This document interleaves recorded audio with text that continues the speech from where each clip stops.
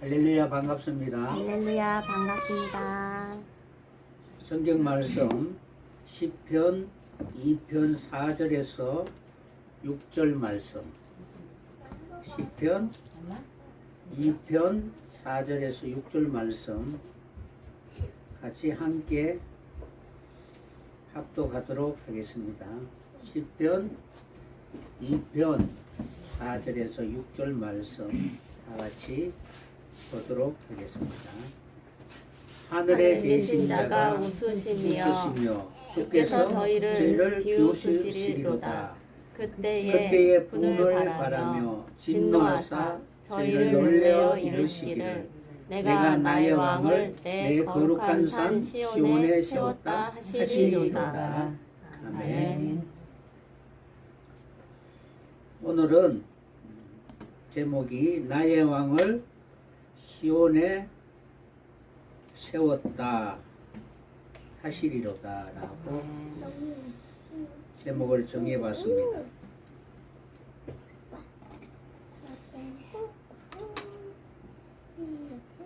세상 사람들은 하나님을 없다라고 말을 합니다. 주변에 일어나는 일이나 여러 가지 상황을 보면은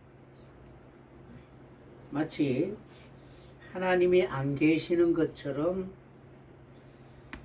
그대로 내버려둔 이러한 현상을 볼 때에 만약에 신이 계신다면 어떻게 이런 일들이 일어날 수가 있는가라고 이렇게 말을 합니다. 이는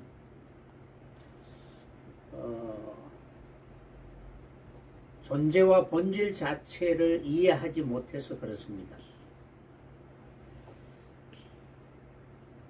일어난 모든 일들이 사람의 눈으로 보기에는 이해할 수 없지만 전체적인 과정을 보면은 다 이해할 수가 있습니다. 예를 들어서 물속에 일어나는 여러 가지 일, 그러한 일들을 일일이 사람이 관여하는 것은 아니잖아요. 다만 물이 탁하냐 아니면 깨끗하냐 그런 부분에 대해서 어떻게 하면은 본래대로 잘 유지할 수 있을까라는 그런 부분에 대해서 신경을 쓰지, 그 가운데 일어나는 모든 일들에 대하여 일일이 상관하는 그러한 일들은 이미 물을 만드시고 그 가운데 거하게 하신 모든 과정들은 결국 물이라는 그 자체로 인하여 그 속에 살아가는 생물들이 어떻게 살아갈 수 있는가라는 원리를 만들었기 때문에 그 원리 안에서 순종과 불순종은 때로는 한시적으로 보면은 망해져 가는 것처럼 보이지만 어느 순간 시간이 지나면은 원래대로 회복되는 그런 과정과 마찬가지로 이 세상에 일어나는 모든 인생사 역사들이 때로는 우리가 우리의 눈으로 보기에는 비합리적이고 이러한 일들이 그럴 수 있을까라고 생각할 수 있지만, 그러나 하나님 이미 이 세상을 창조한 과정 속에서 그 창조된 본래의 그 뜻은 결코 어느 누구도 바꿀 수 없는 섭리라는 사실입니다. 그래서 물이 높은 곳에서 낮은 곳으로 흘러가 바다로 흐르듯이 이 세상의 역사는 흘러가는 곳이 있다는 사실입니다. 그러므로 세상에 일어나는 모든 일들을 통하여 하나님이 계시는가 안 계시는가 라는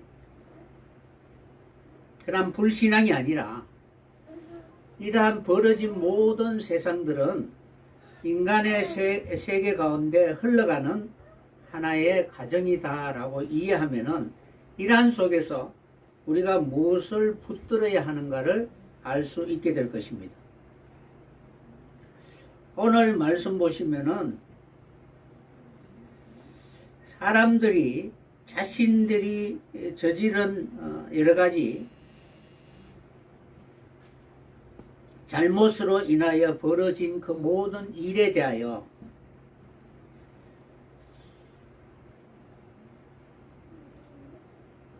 어떻게 해결할 수 있을까라는 그런 부분에 대해서 많이 고민하고 이 모양 저 모양 이 방법 저 방법대로 다 해보지만 궁극적으로는 하나님이 정한 그 진리, 하나님이 정한 진리에서 벗어날 수 없다는 사실을 항상 기억해야 될 것입니다. 다시 말하면은 해가 아침에 떠서 저녁에 지는, 동해에 떠서 서해 지는 이 망고의 자연의 법칙은 어느 누구도 바꿀 수가 없다는 것입니다. 이런 것처럼 이미 정해진 그 법칙은 결코 바꿀 수가 없습니다. 그러므로 우리가 살아가면서 여러 가지 일어난 그 일에 대하여 왜 그럴까라고 의심할 것이 아니라 그 속에서 하나님이 우리에게 무엇을 가르쳐 주시기 위한 것인가를 먼저 생각해 봐야 될 것입니다.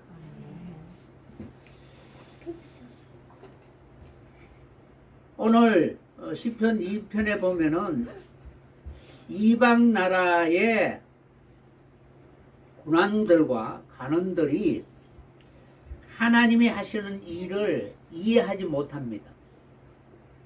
그들은 메시아가 왔다면은 자기들을 이롭게 해야 한다라고 생각하고 있습니다. 그러니까 하나님이 이 땅에 오셔도 하나님이 하시는 일은 인간을 이롭게 해야 한다라는 자기 중심적인 그런 사고로 살아가고 있습니다. 그런데 하나님의 기름 부은 자가 이 땅에 강림하게 되면은 그들은 도저히 이해하지 못하게 되니까 결국은 기름 부음 받은 자를 멸시하고 그리고 대적하고 그리고 그가 하는 모든 일들을 하지 못하도록 방해하고 끊어내려고 하는 것입니다. 그들이 왜 분노하느냐? 메시아가 오면은 좋은 일이잖아요. 그럼에도 불구하고 그들은 왜 메시아를 거부하고 메시아가 하는 일을 하지 못하도록 방해하느냐? 결국 그들이 바라보는 그런 가치관과 그리고 하나님이 바라보는 가치관이 전혀 다르기 때문에 그렇습니다. 메시아가 우리의 왕으로 세워지는 것이 좋을까요? 나쁠까요? 좋아요. 우리가 배운 지식으로는 좋다라고 생각하기 쉽지만 그러나 실제로 왕이 우리를 지배하고 다스리면은 결코 그 지배와 다스림을 받으려고 하지 않고 철저히 거부합니다. 내가 원하는 것을 하지 못하도록 막으면은 어느 인생이라 할지라도 본능적으로 싫어합니다. 여러분을 낳은 부모라 할지라도 내 원하는 것을 하지 못하도록 막으면은 거부하게 되는 것이 인간의 본성입니다. 그러므로 메시아가 왕으로 오는 것을 결코 이 땅에 있는 제약을 가지고 있는 인생은 결코 환영하지 않는 것입니다. 그래서 그들이 도저히 이해하지 못하는 그들이 받아들일 수 없는 그 일을 하는 것을 극도로 싫어하고 결국에는 메시아를 십자가에 못 박고자 하는 것입니다. 그런데 하나님은 살아 계신다는 사실입니다. 사망이라 할지라도 메시아를 결코 죽일 수는 없습니다. 오늘 말씀처럼 인생이 아무리 하나님이 하시는 그 일을 대적한다 할지라도 그 모든 일들은 결코 허사가 될 것이고 그들이 하는 일은 아무것도 이룰 수 없게 될 것입니다. 그러므로 그 가운데 있는 모든 인생도 같은 생각과 같은 가치관으로 세상 사람들과 같이 그들의 생각하고 그들이 이루고자 원하는 그것을 아무리 애쓰고 그리고 노력하고 땀을 흘린다 할지라도 그 마지막은 아무것도 얻을 수가 없는 것입니다. 그들이 하는 모든 일들은 허사를 경영한다는 것입니다. 만약에 씨를 뿌렸는데 열매를 거둘 수 없다면 그 모든 일들은 헛된 것이 될 것입니다. 그러므로 이 세상에 있는 모든 사람들이 애쓰고 노력한다 할지라도 마지막에는 그들이 손에 잡을 수 있는 것이 하나도 없기 때문에 바로 헛되고 헛되다라고 말하고 있는 것입니다. 그러면은 우리의 하는 일들이 아무 결실이 없는 헛된 것이 되기 전에 우리의 땀 흘리고 수고한 모든 것이 결실을 이루기 위해서는 세상 왕이 아니라 바로 영원히 계시는 그 하나님께서 우리를 다스리고 통치하시고 그리고 경영하셔야만이 우리가 하는 모든 일들이 마지막에 바로 열매를 거둘 수 있게 될 것입니다. 그래서 세상의 모든 사람들이 하는 그 일을 볼 때에 하늘에 계신 자가 웃으신다라고 이렇게 말하고 있는 것입니다. 이는 성공할 수밖에 없는 원리, 내가 어떤 일을 해서 결과물을 내가 얻었다라고 하면은 그 과정 전체가 다 정당한 것이잖아요. 그러니까 내가 아무리 애쓰고 노력했는데 손에 쥐어지는 결과물이 없다면 그 과정은 헛된 것에 불과합니다. 그러므로 그러한 어떠한 결과물을 얻은 그 사람들의 모든 지나온 과정은 자기의 뒤를 따라온 모든 사람들의 그 애쓰고 수고하는 것이 자기와 전혀 다르다면 저렇게 하면 안 되는데 라는 자기가 애쓰고 수고한 그것에 대한 어떤 원칙이나 법칙이 세워지게 되는 것입니다. 예를 들어서 우리가 밥을 할 때에 살을 씻어서 물을 얼마만큼 부어야만이 밥이 잘 되는가 하는 원리가 있잖아요. 근데 물을 아주 적게 붓고 그리고 불을 완전히 뜨겁게 해서 시간이 지나면 밥이 되는 것이 아니라 타는 것이잖아요. 그럼 밥이라는 결과물을 도출하기 위해서는 그 과정을 보면 저렇게 하면 안 된다라는 교훈이나 가르침이 분명히 세워졌기 때문에 그 사람을 보면은 어리석다라고 이렇게 말할 수 있게 될 것입니다. 이런 것처럼 하나님이 계신다는 것은 영광으로 계시잖아요. 그러면은 모든 인생들의 삶을 보면은 하나님의 영광에 이를 수 있는지 없는지 하나님은 다 알고 계시는 것입니다. 그래서 고집하는 것이 아니라 살아오면서 자기의 허물이나 실수나 이런 것을 자꾸 고치면서 온전함으로 나아갈 수 있는 그런 삶이 반드시 필요합니다. 그래서 인생의 모든 삶은 지금까지 결국 자신이 어떻게 살아왔는가에 대한 그 결과에 대하여 정의를 내릴 수 있는 존재는 아무도 없다는 사실입니다.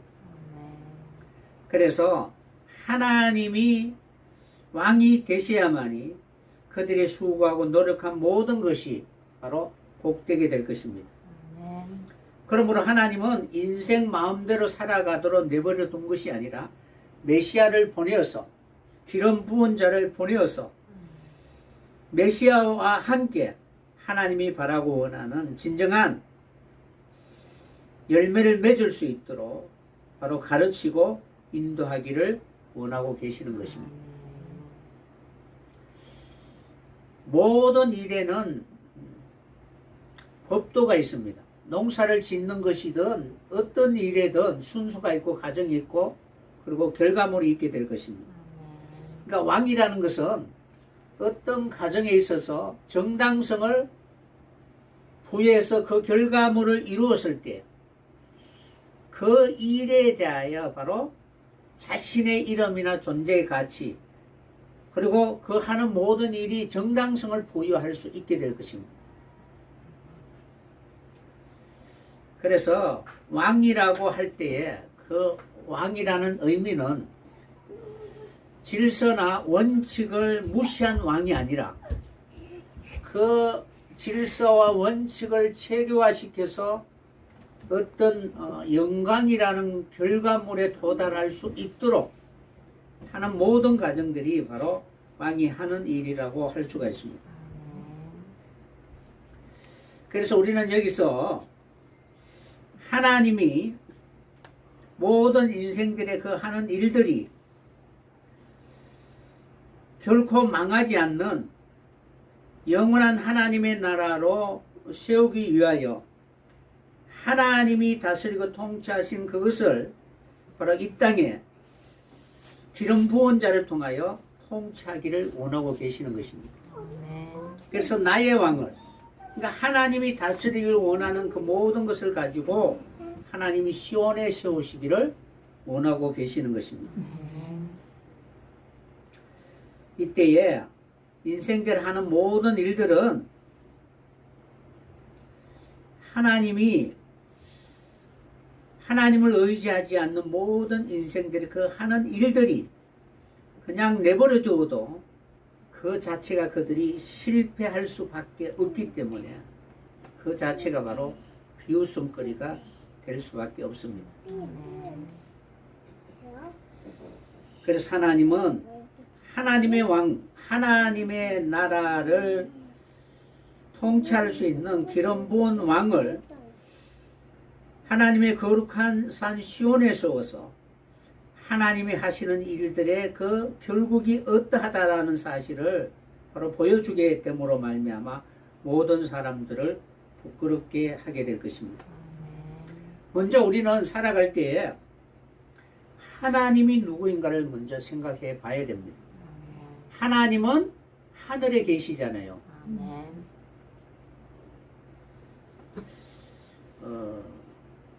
하늘은 진리라고 말씀드릴 수가 있습니다.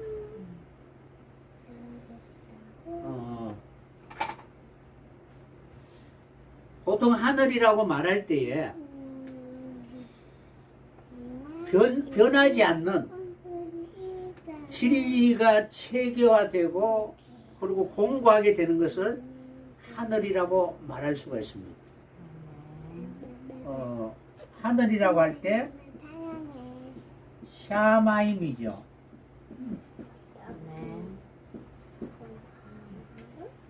그러면은 이거는 진리 또는 말씀이잖아요. 물인데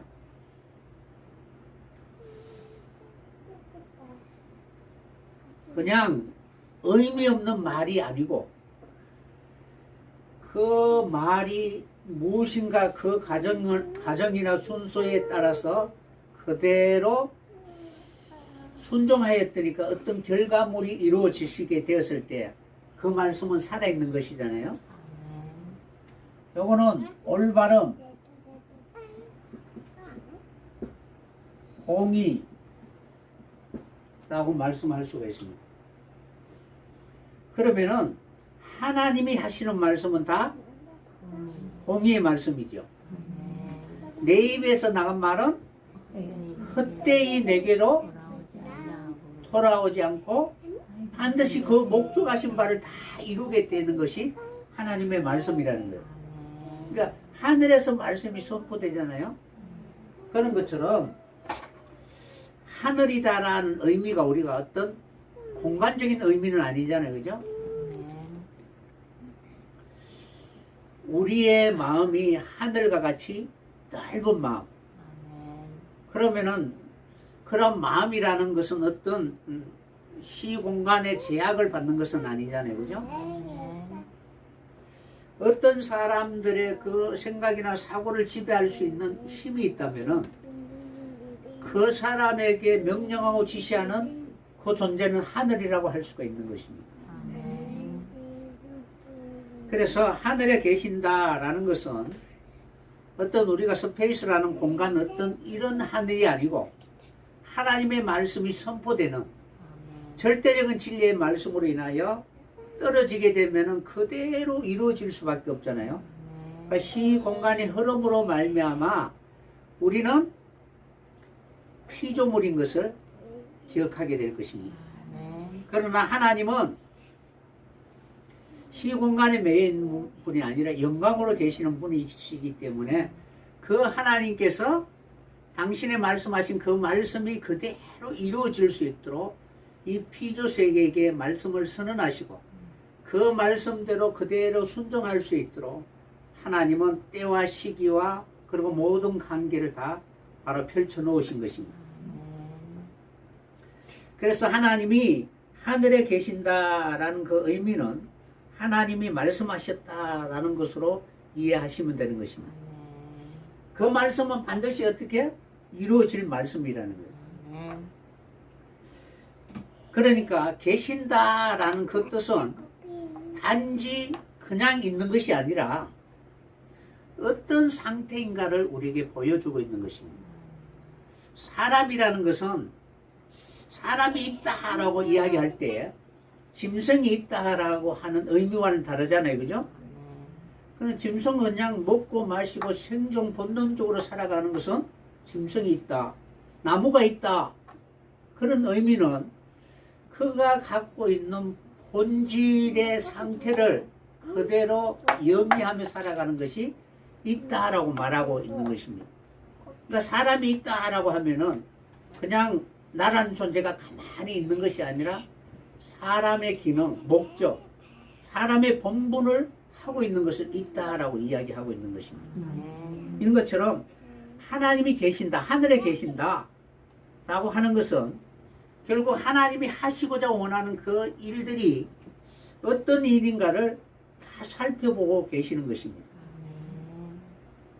그래서 이방들과 그리고 간원들이 분노하고 난리를 피운다 할지라도 하나님이 상관하지 않는 것처럼 보인다 할지라도 이미 하나님이 선언한 그 말씀에서는 결코 벗어날 수 없을 것이기 때문에 하나님은 그대로 가만히 계신다 할지라도 그들은 결국 하는 모든 일들이 헛되고 헛되기 때문에 바로 하늘에 계신 자가 바로 웃으신다라고 이렇게 말씀하고 계시는 것입니다. 그러므로 우리가 신앙생활을 할 때 항상 먼저 생각해야 되는 것은 하나님은 하늘에 계신다라는 것을 알아야 되는 것입니다.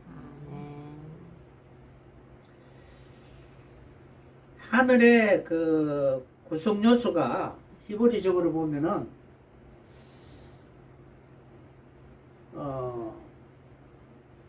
물과 물이 있잖아요, 그죠? 물과 물이 있고 그 가운데 하나님이 궁창을 두사 윗물과 아랫물을 나누시잖아요. 그리고 그 궁창을 하늘이라 칭하시니라 라고 하고 있는 것입니다. 그렇다면은 우리는 항상 생각할 때에 하나님이 하늘에 계신다라고 할 때는 그냥 계시는 것이 아니라 이 말씀대로 하나님이 어떻게 이 세상을 펼쳐가시고 역사하시는가에 대하여 하나님 일일이 이미 당신이 뜻하신 바대로 다 정하시고 그대로 인간이 거부한다 할지라도 결코 그것이 안 이루어질 말씀이 아니라 이루어질 수밖에 없다는 사실을 우리에게 바로 계시하고 있는 것입니다. 그러니까 24시간 365일이라는 이 이미 정해진 자연의 법칙은 인생이 결코 바꿀 수가 없잖아요. 이런 것처럼 하늘의 이치는 결코 바꿀 수가 없습니다. 그래서 하늘의 그 뜻하신 바가 다 이루어지기까지 하나님 그 가운데 계시면서 진정한 하나님의 그 통치대로 하나님 앞에 결실할 수 있는 이 땅의 진정한 하나님의 형상을 받은 사람들의 그러한 발걸음을 늘 살펴보면서 그것이 인생의 힘으로 할 수 없다 할지라도 그들이 어찌하든지 하나님의 도우심과 역사하심을 간절히 바라고 그리고 하나님이 통치하기를 원하사 하나님이 찾아오시는 그것을 사모하는 마음으로 살아가는 모든 사람들에게는 하나님 그것이 이루어질 수 있도록 바로 시온산을 세우시고 그것에 바로 기름 부은 자를 보내주시게 될 것입니다. 그러므로 마치 기름 부음 받은 자를 해방하기 위하여 세상에 있는 모든 것을 다 사용하여서 계계를 꾸미고 그리고 대적한다 할지라도 결코 그것을 막을 수 있는 피조물은 없는 것입니다. 그러니까 세상에 있는 모든 인간이 만든 과학이든 지식이든 무엇으로도 이 하나님이 만들어 놓으신 공정과 자전 365일과 24시간 동에서 서로 지는 낮과 밤이라는 이 원리를 무엇으로도 바꿀 수 없는 것처럼 하나님의 기름 부음 받은 자가 하는 그 일은 이 세상에 있는 모든 사람들이 어떠한 방법이라도 결코 바꿀 수 없다는 사실을 늘 기억해야 될 것입니다. 그러므로 하나님이 살아계시고 그 살아계신 하나님이 하늘에 계신다는 것입니다. 계신다는 것은 다 보고 계신다는 것입니다. 예를 들어서 하빈이가 하는 모든 가정을 보면은 부모는 다 보고 있잖아요. 그러면은 올바르게 잘하고 있는지 아닌지는 이미 그가 하는 일들을 보면은 다 알 수가 있습니다. 그러니까 보고 계신다는 것은 그냥 관망하고 상관하지 않는다는 것이 아니라 그 모든 자연의 이치나 만들어 놓은 그 세계 속에 이미 그렇게 순종하지 않으면 고통받을 수밖에 없는 그러한 모든 돌이킬 수 있도록 깨닫게 하시기 위한 모든 그러한 세계를 하나님 그 가운데 두셨다는 사실입니다. 밤에 일하면은 육신이 피곤하잖아요. 그러니까 거꾸로 살면은 몸이 바로 못 견딥니다. 그러나 질서대로 살면은 몸은 건강하잖아요. 그런 것처럼 하나님이 이미 그렇게 이 자연의 순리를 그렇게 해 놓으셨기 때문에 우리가 살아가면서 몸이 고통스럽고 힘들다라는 것은 무엇인가는 순리대로 지금 살아가고 있지 않기 때문에 바로 우리 몸이 느낀다라고 생각해 봐야 되는 거예요. 그러니까 영혼이 고통을 받고 그리고 마음이나 우리의 심적인 그런 부분들의 고통도 그러하다는 사실입니다. 그래서 이미 이루어진 그 하나님의 뜻은 어떤 피조물도 바꿀 수 없다는 사실입니다. 바꾸려고 하면은 그들이 갖고 있는 무엇으로도 결코 바꿀 수가 없잖아요. 그래서 바로 하나님이 비웃으신다는 거예요. 그럼에도 불구하고 하나님은 그대로 내버려 두어도 그들이 하는 모든 계획은 결국에는 허사가 될 것이고 실패가 될 것입니다. 그러니까 왜 하나님이 막지 않느냐라고 할 필요가 없습니다. 그들 스스로 하나님이 만들어 놓은 그 섭리 안에서 바로 깨닫게 되어 있는 것입니다.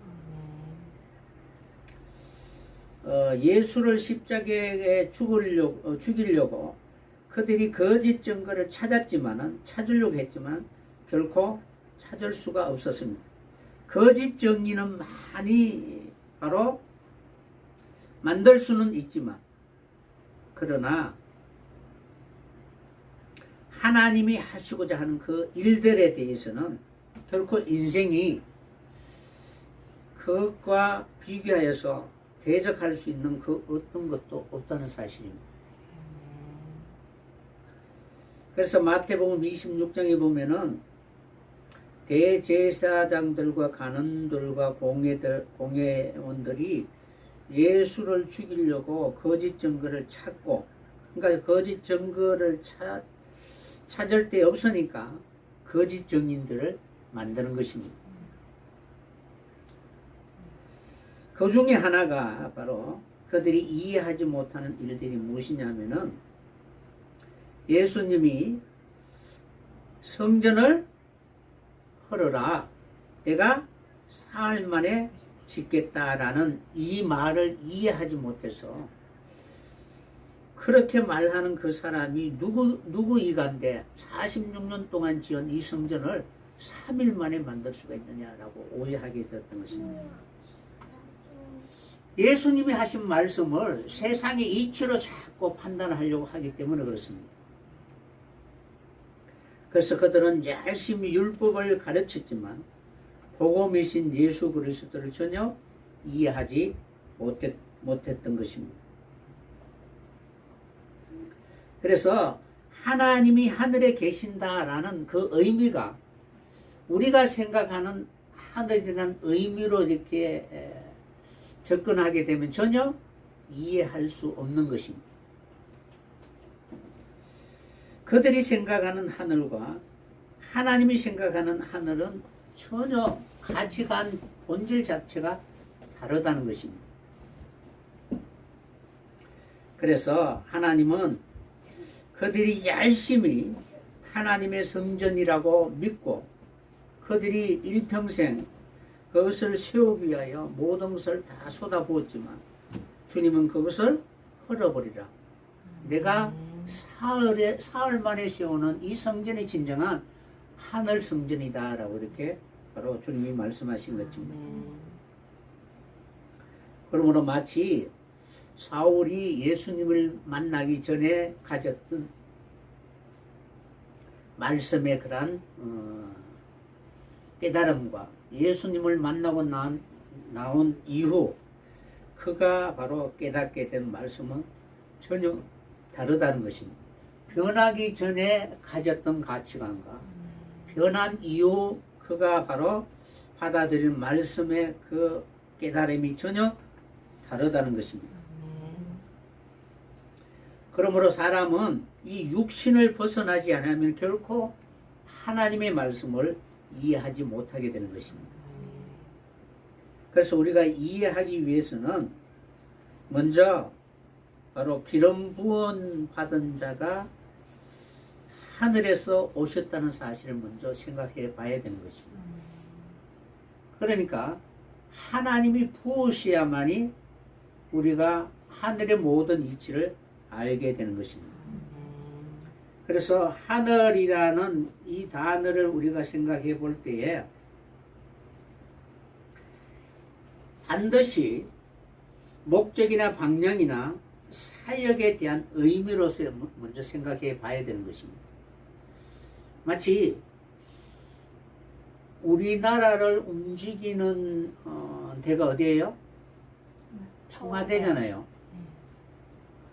청와대에 누가 앉아 있느냐에 따라서 나라의 정체적이나 방향이 전혀 다르다는 것입니다. 그러면은 하늘이다라는 것은 방향이나 목적을 말하는데 부정한 하늘도 있을 수가 있잖아요.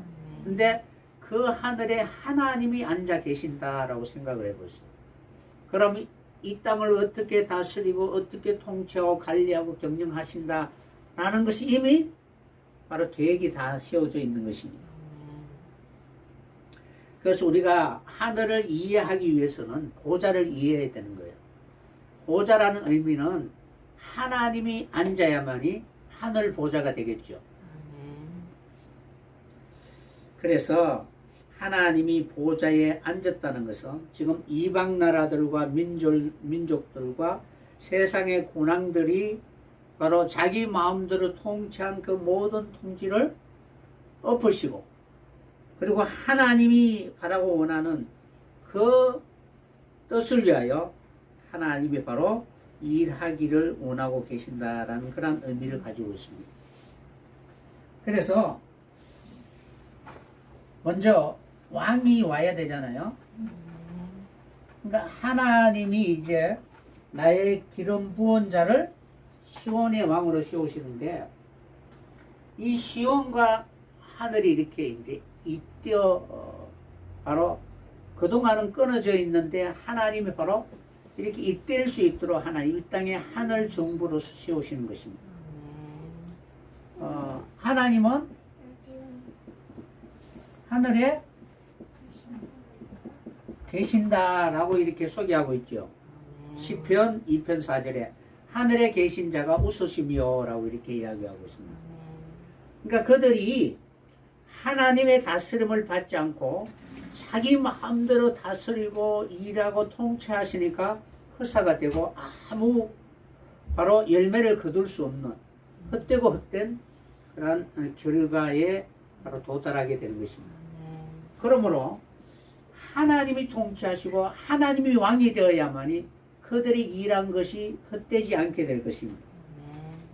여기서 뭐 하늘에 계신 자가 비웃으신다라고 되어 있는데, 계신다, 하나님은 하늘에 계신다라고 이렇게 되어 있는데, 계신다라는 단어가 무엇이냐면은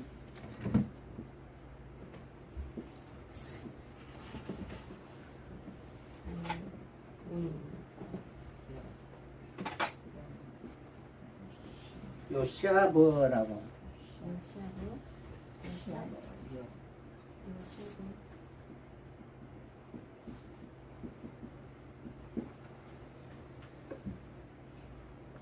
그러니까 계신다라는 뜻이 요샤브라는 뜻입니다. 이 단어는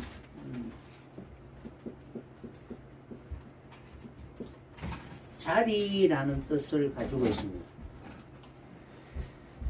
그러니까 그 사람이 어디에 있다, 어디에 앉아 있다라는 것은 그 자리에 어떤 존재인가를 알게 되죠. 선생님이 앉아 계신다라는 것은 선생님의 사명을 우리는 알 수가 있잖아요. 그런 것처럼 바로 요사버라는 단어는 자리인데, 사람들이 하나님의 창조의 자리에서 벗어나서 자기 마음대로 살아가면서 만든 자리들이 이 세상의 통치의 방식입니다. 그래서 부모는 부모의 자리가 있고, 남편은 남편의 자리, 아내, 자녀, 아니면 직장이든 어디든지 이런 자리들이 서로 유기적으로 연결됨으로 바라고 원하는 그 뜻을 이루게 되는데, 이것이 엉망진창이 되면 아무것도 할 수가 없잖아요. 그죠? 그러니까 그 자리라는 것은 본래의 자리를 회복했을 때, 하나님이 바라고 원하는 그 자리를 회복했을 때 하나님이 누구인가를 분명하게 드러내게 될 것입니다. 그래서 이 요사브라는 그 단어는 여러분들 그 샤버라는 여기다가 이제 가운데 바브라는 단어가 되면 슈브라는 단어가 되잖아. 돌아오다라는 뜻이잖아요. 그죠? 그러니까 이 뜻은 내가 본래의 자리에 회복할 수 있는 그 자리에 이제 들어가게 되었을 때 바로 그 자리에 앉았을 때의 분명한 뜻을 이해하게 되는 것입니다. 그러니까 하나님이 하늘에 계셨을 때 비로소 하나님의 뜻이 무엇인가를 분명하게 이해하게 되는 것입니다. 그래서 하나님은 이 하늘에 계신다라고 할 때에 그곳에 거주하다라는 뜻을 가지고 있습니다. 앉아 계신다. 앉아 계신다라는 그러니까 계신다는 것은 심판자, 재판자로서의 그런 위치에서 계신다.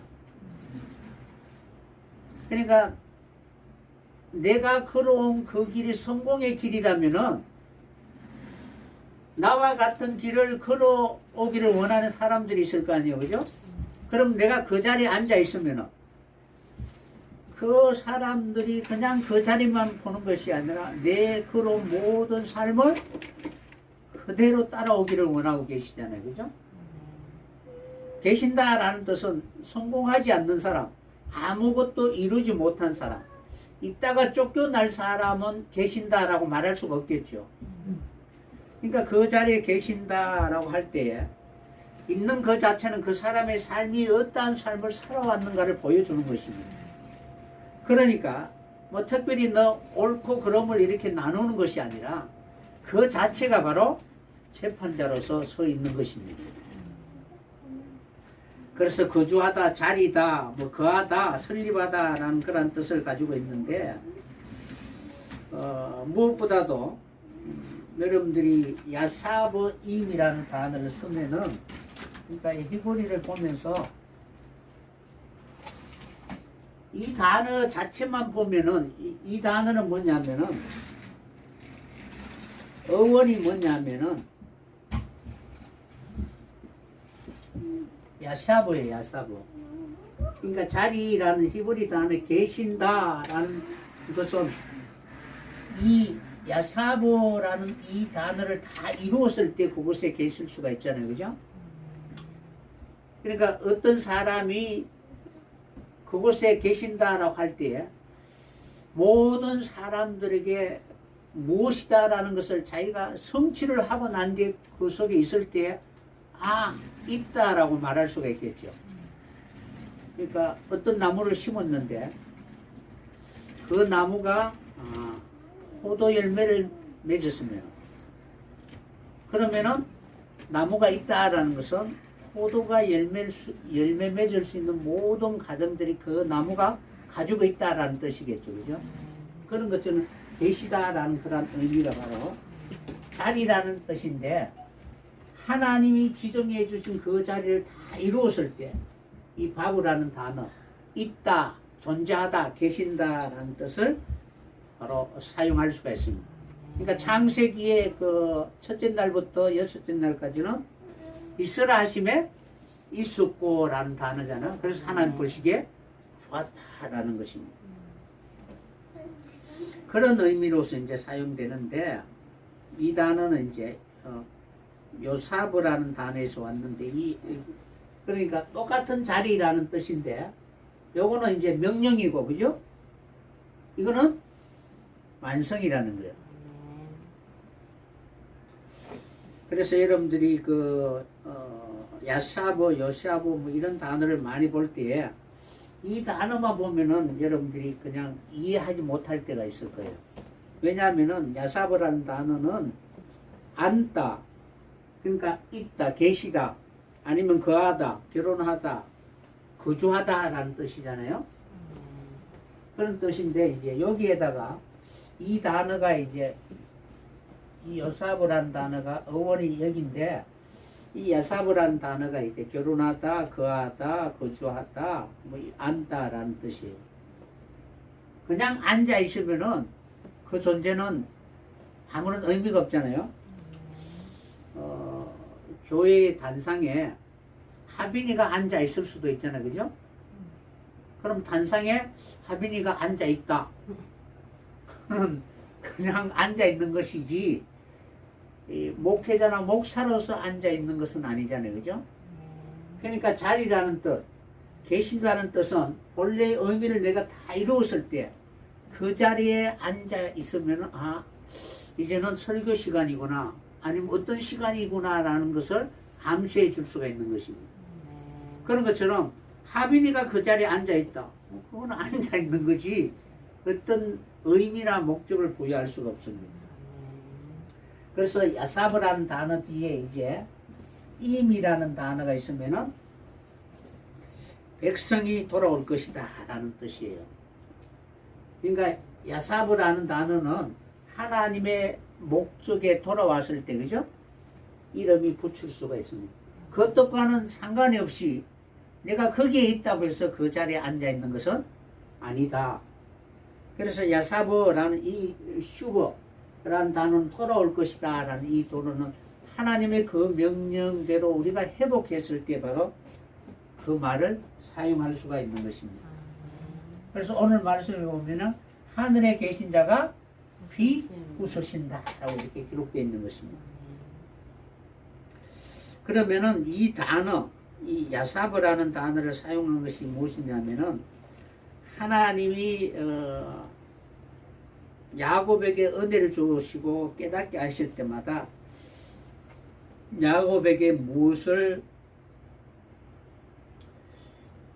바로 명령을 내리셨느냐 하면은 제단을 쌓으라 라고 말씀하셨습니다.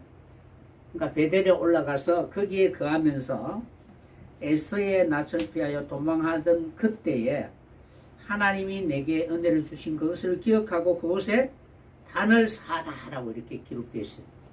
어떤 장소에 하나님이 있을 때에 하나님 그곳에 있게 하신 그 목적대로 삶을 살았을 때 비로소 하나님이 그에게 명령하신 그 명령대로 살아갈 수 있기 때문에 있다라고 말을 할 수가 있는 것입니다.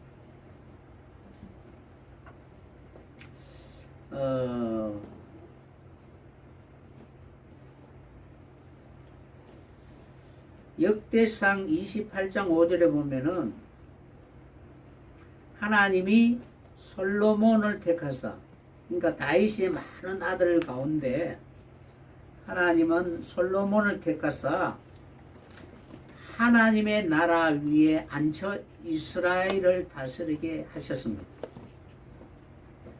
그러니까 솔로몬이라는 이름하고 그리고 다윗이라는 이름 있잖아요, 그죠?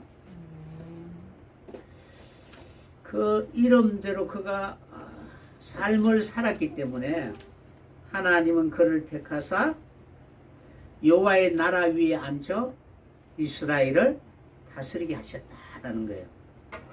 그러면은 여기서 보면은 솔로몬을 하나님의 나라 위에 보좌에 앉혔잖아요. 여기서 앉혀라는 이 단어가 이제 똑같은 계시다라는 단어.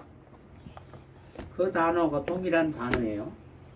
동일한 단어니까 그가 그 자리에 앉기까지 어떤 삶을 살아왔는가를 우리는 살펴보면은 알 수가 있는 것입니다. 그러니까 자리라는 의미가 내가 마음속에 마인드나 마음의 자세가 안 됐는데 어느 순간 그 자리에 앉혀서 그 일을 할 수 있도록 한 것은 결코 아니라는 것입니다. 그러므로 시온이라고 할 때에 시온의 의미가 있을 거 아니에요, 그죠? 시온이 있으니까 그것이 하나님 기름 부은 자를 보내어서 그것을 다스리게 하신다는 거예요. 그러니까 하나님이 나를 다스리기 위해서는 다시는 전쟁이나 다툼이나 분쟁이나 얻기 위해서는 우리의 마음속에 항상 평화의 언약이 있어야 할 것입니다. 그래야만이 다시는 전쟁이 없는 하나님의 나라가 이루어질 수 있도록 그곳에 왕을 보내시는 것입니다.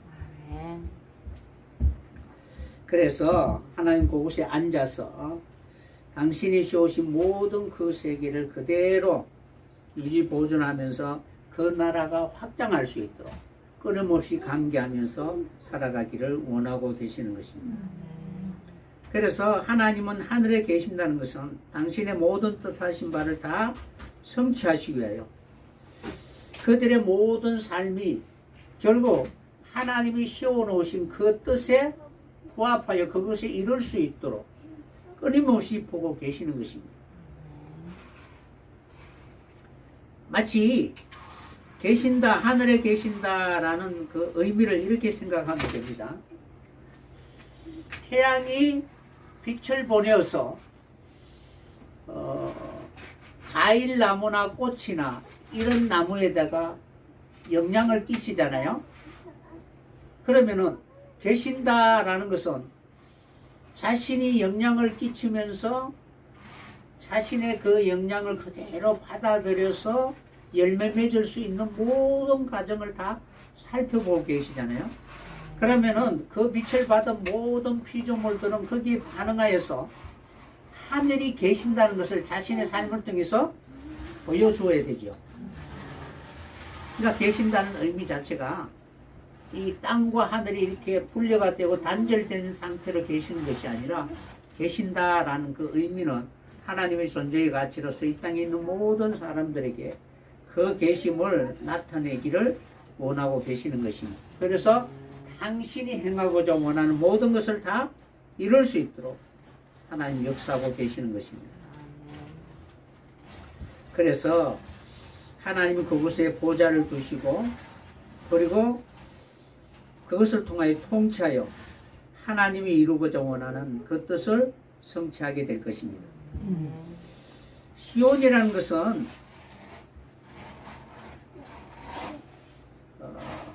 다윗성을 시온이라고 하는데 다윗이 바로 이 시온 성전을 빼앗아서 이름을 다윗성이라고 이렇게 붙였습니다. 그러면은 그곳에는 결국 다윗이라는 그 이름 속에 하나님이 무엇을 하고자 하는 그 의미를 하나님 다 두신 것입니다. 그러니까 삶을 통하여 그 사람의 삶을 통하여 하나님이 장차 무엇을 이루시기를 원하시는가를 그 속에 두고 있는 것입니다. 그러니까 목사가 되기 위해서 모든 신앙의 과정을 쫙 걸어오잖아요. 그죠? 걸어왔을 때 어느 순간 이제 예비 목사라고 이렇게 불려질 수도 있고 여러 가지 그 마음속에 자신의 본래의 본성을 이렇게 바로 찾을 수 있게 되는 것입니다. 그러니까 다윗 시온상을 빼앗아서 다윗성이라고 하는 이유가 다윗 이름 속에 그가 하나님과 함께 동행하면서 하나님의 그 뜻하신 바를 이룰 수 있는 왕으로 세워졌기 때문에 그가 이름하는 그 이름이 바로 하나님 기뻐하는 일이 될 수가 있습니다. 그러니까 시온성을 다윗성이라고 해도 틀리지 않는 이유가 바로 그러하다는 거예요. 그러니까 다른 사람이 만약에 그것을 빼앗아서 다른 이름으로 그 성을 붙여진다면 그렇게 붙여질 수는 없겠죠. 그러니까 우리가 어떠한 삶을 살았느냐에 따라서 우리가 취하고 있는 모든 것에다가 의미를 부여할 수 있게 될 것입니다.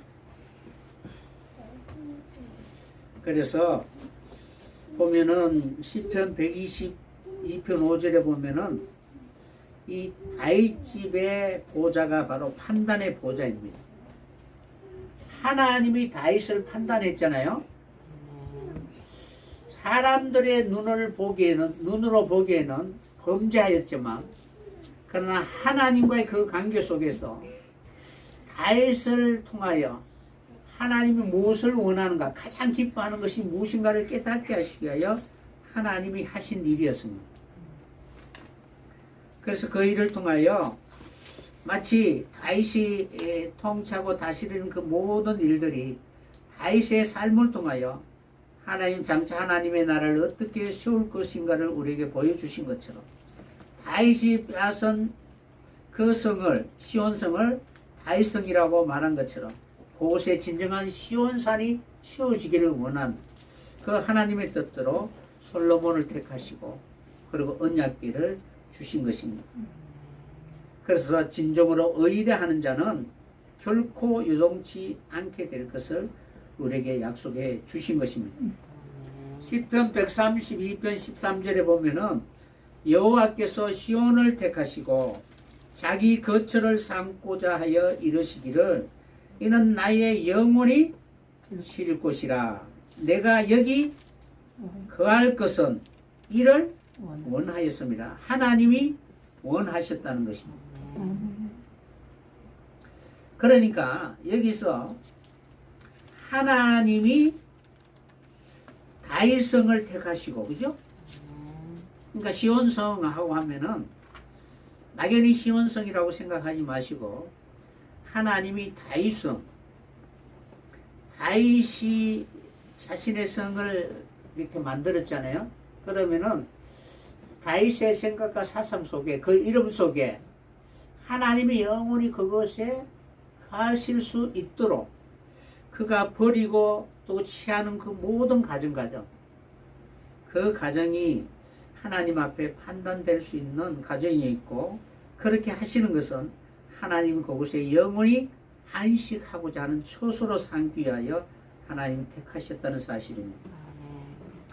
그래서 내가 여기 거할 것은 그러니까 거하다 하나님이 이제 그곳에 거하기를 원하셨잖아요. 계시기를 원하셨다는 것입니다. 그러니까 하나님이 하늘에 계시는 것처럼 하나님이 바로 다윗의 성에 거하기를 원하신 것입니다. 시온에 바로 거하기를 원하신 것입니다. 그리고 난 뒤에 이제 그 시편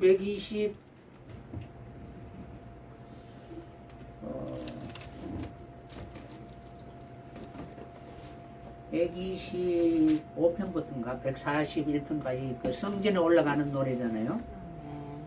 그러면은 그 모든 내용들이 그러니까 성전 회복에 대한 내용입니다. 그래서 시편 132편도 바로 성전에 올라가는 노래인데 하나님이 택하시고 그곳에 이제 통치자로 자정하실 것을 약속해 주셨는데 그러한 통치를 받는 그러한 성전이 되기를 원했습니다. 그러면 이제 그 뒤에 보면 133편에 이제 132편 끝나고 133편에 보면은 1절에 어떻게 기록되어 있느냐 하면은 형제가 연합하여 동거함이 어찌 그리 선하고 아름다운 거라고 되어 있습니다. 여기서 동거라는 의미가 우리 저기 야다라는 그런 단어가 아니고 여기는 야샤버라는 단어를 사용하는 거예요.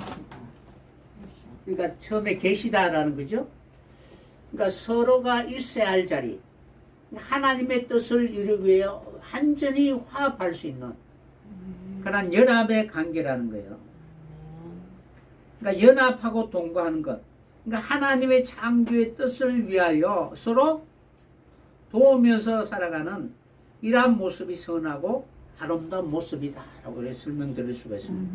그래서 여기에서 동거라는 것은 야사브라는 단어예요. 그러니까 이러한 하나님이 함께 하실 수밖에 없는 그런 모든 과정들을 걸어서 마지막 시온산에 이르게 되었을 때 거기에는 서로 높고 낮음이나 차별이나 이런 것이 아니라 하나님이 지금까지 나와 함께한 모든 가정들이 있으니까 그러한 가정을 통하여 그곳에서 이 일을 위하여 서로 돕는 자가 되니까 얼마나 기쁘고 행복하냐라는 거예요. 내 혼자는 도저히 할 수가 없잖아요. 그죠? 그러니까 시온산에 올라가니까 내가 꿈꾸는 그것을 함께 이룰 수 있는 사람이 있으니까 정말로 행복하다는 거예요. 그래서 진정한 하나님의 나라가 세워지게 될 것입니다. 마치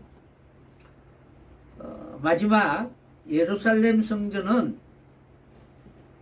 기도하는 집이었고 그리고 하나님 앞에 구루하는 그런 성이었습니다. 이사야 54장 1절에 보면은 잉태치 못하며 생산치 못한 너는 노래할지다. 그렇지 못한 너는 외쳐 노래할지어다. 그러니까 아이를 낳지 못하여서 아무리 부르짖고 외쳐도 그 마음을 위로해 줄 수 있는 그때를 만나지 못했는데 이제는 그때가 가까이 왔다는 거예요. 그러니까 시온은 구로하는 즉시 자미를 낳을 수 있는 그때가 왔다는 거예요.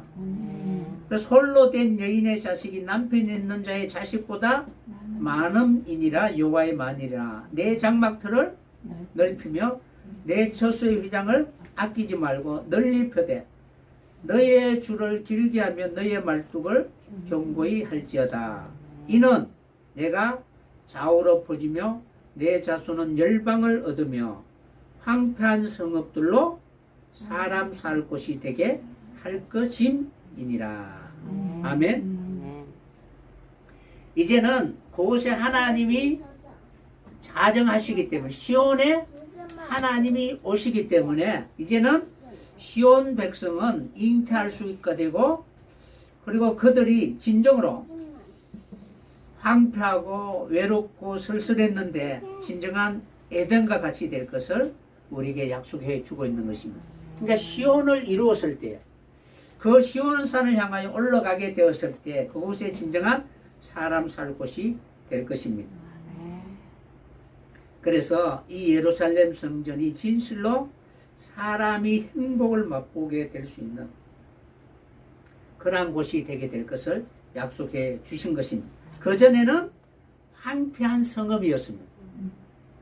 그러나 이제는 사람 살 곳이 되게 할 것입니다 라고 이렇게 기록되어 있습니다. 그래서 사람 살 곳이 된다라는 이 단어가 야샤부란, 그러니까 야사브라는 단어 뒤에 이제 베트와 바브라는 단어가 붙어서 부라는, 그러니까 목적을 다 이루고 거기에 안식처소로 삼을 수가 있게 될 것을 우리에게 약속해 주고 있는 것입니다. 그전에는 자기 마음대로 살고자 하는 그런 생각으로 살아갔기 때문에 하나님의 다스림을 받을 수가 없었습니다. 그러나 기름 부은 자와 함께 십자가를 통하여 하나님의 그 뜻에 부합하고자 부르짖고 탄식하며 평화의 성이 되기를 간절히 부르짖는 한 사람 한 사람에게 하나님이 시온산을 씌우게 하시고 그곳에 진정한 연합을 통하여 그들이 수고하고 애쓴 모든 것이 결실할 수 있는 그러한 축복을 누리게 될 것입니다. 참으로 사람 살만한 곳이 될 수 있었던 것입니다. 그래서 말일에 여호와의 전에 산이 산들의 꼭대기 위에 굳게 서게 될 것을 계시하고 있습니다. 거리로 많은 민족들이 몰려올 것이고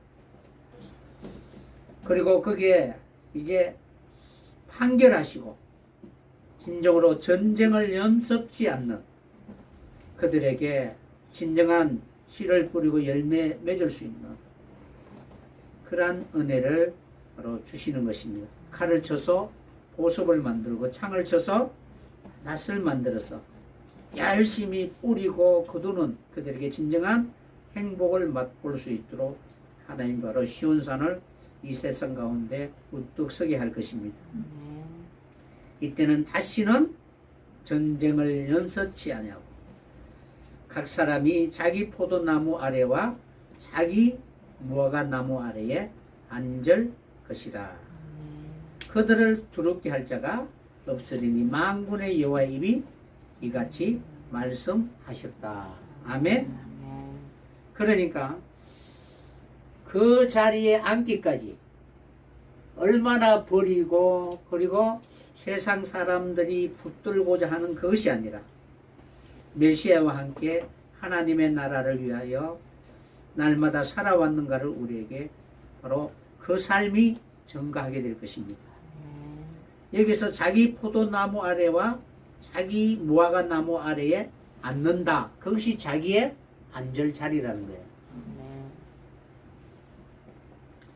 그러면 많은 사람들에게 우리의 삶이 내가 말하지 않아도 이렇게 사는 것이 참으로 행복이구나라는 것을 바로 인정하게 될 것입니다. 마지막 우리가 이러한 시온산을 이루기 위하여 마치 스가랴의 말씀과 같이 시온산을 이룰 수 있는 언약의 백성이 되어야 될 것입니다. 여호수아와 여호수아 앞에 있는 네프의 사람들, 이 사람들은 평화의 언약이 있는 사람들이었습니다. 스가랴 3장 6절에서 10절 말씀 보시면 동일하게 거기에도 포도나무 아래와 무화과 나무 아래에 서로 초대하게 되는데 그 앞에 보면은 바로 여호수아와 그리고 그의 동료들이 하나님의 말씀을 바로 듣게 될 것입니다. 지키게 될 것을 말씀하고 있습니다. 이때에 여호수아가 어떻게 살아왔는가, 그리고 그와 함께 동역한 사람들이 누구인가를 분명히 우리에게 가르쳐 주고 있습니다. 그들은 예표의 사람입니다. 평화에 대하여 예표하는 사람이라는 것. 그러니까 그들에게 손을 나게 할 것이다.